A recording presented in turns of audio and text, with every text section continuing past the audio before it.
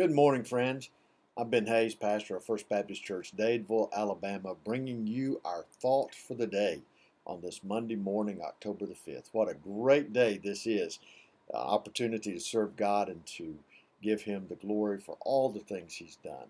I hope that you will take out your Bible and join with us as we continue our journey through the book of Proverbs. We're going to skip over to chapter 9 today because King Solomon has been giving advice in the guise of a father giving advice to his son and talking about wisdom.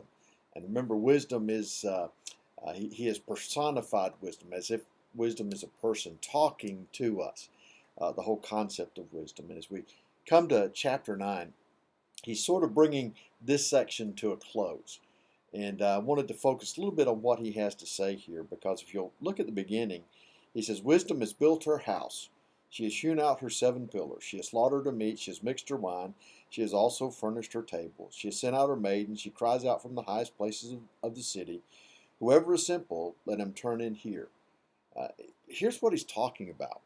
This person, this wisdom, has gotten everything ready to host folks who would come and just who desire to gain wisdom and understanding, prepared a dinner party for them, so to speak. And he says that he sent out the servants to tell everybody, come in and join us. Why? Because everybody needs this wisdom from God. And we'll see why here in just a minute. But he says, "As for him who lacks understanding, she says to him, come eat of my bread and drink of the wine I have mixed. Forsake foolishness and live, and go in the way of understanding." See, so many people are walking in their own knowledge, walking in their own understanding. They don't care about the things of God, and they're finding themselves stumbling all along the way, trying to live life, trying to figure out where they're supposed to be going, what they're supposed to be doing. And wisdom invites them to come and sit down at her table and just soak in, eat up, consume the wisdom that is so freely given to those who will ask. And that's what James, the half brother of Jesus, tells us in the letter he writes in the New Testament. He says, "If anyone lacks wisdom, let him ask God, and God will give it to him liberally. He'll pour it out upon them."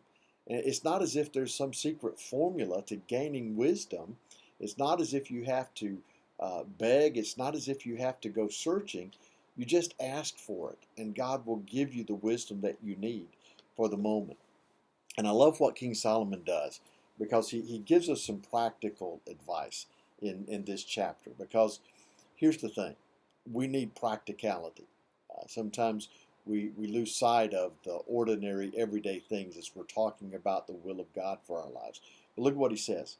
He says, "He who corrects a scoffer gets shame for himself, and he who rebukes a wicked man only harms himself." Uh, People like that don't listen. They don't want to hear what you have to say. And so he says, "Do not correct a scoffer, lest he hate you. But," he says, "rebuke a wise man, and he will love you." Now, there are two things there that I want to talk about for just a minute. If we go out and we try to tell someone that they're wrong, we try to correct them, and they are like this scoffer that he's talking about, what's it going to do? They're just going to defend themselves. It reminds me a lot of what takes place on Facebook, on Twitter, and social media these days. And I try to tell people all the time, and I try to avoid this myself, is don't respond to these posts. People are set, their minds are made up. You're not going to change their mind. All you're going to do is cause more argument, more discord, more bitterness.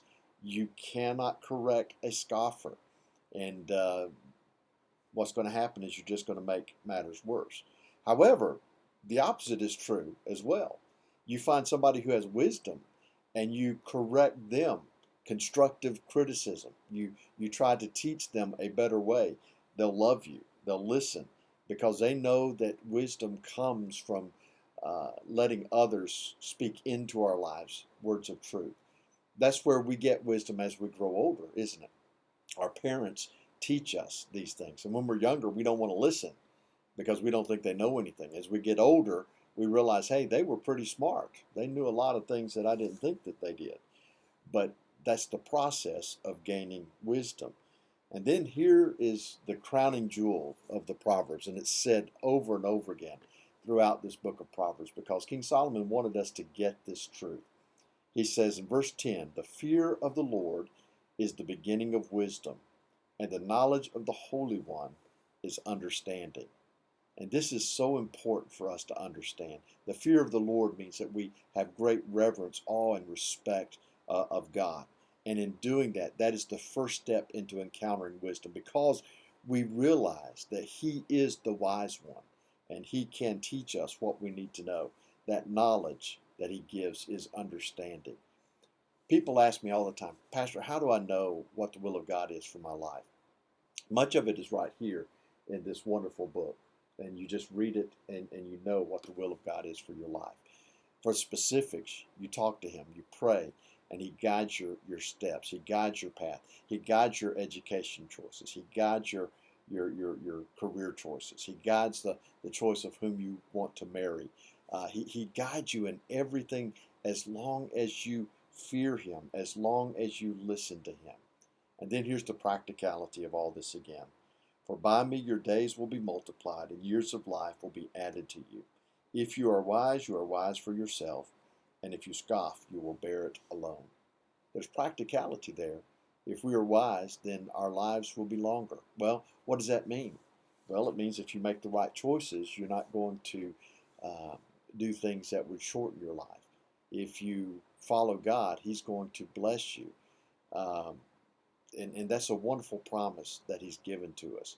Not that we'll always be healthy, not that we'll always be wealthy, but that He will always give us more as we seek His face. I hope that you'll have a good day today. I hope that you'll focus on the Word and focus on wisdom because God has got so much for you. God bless.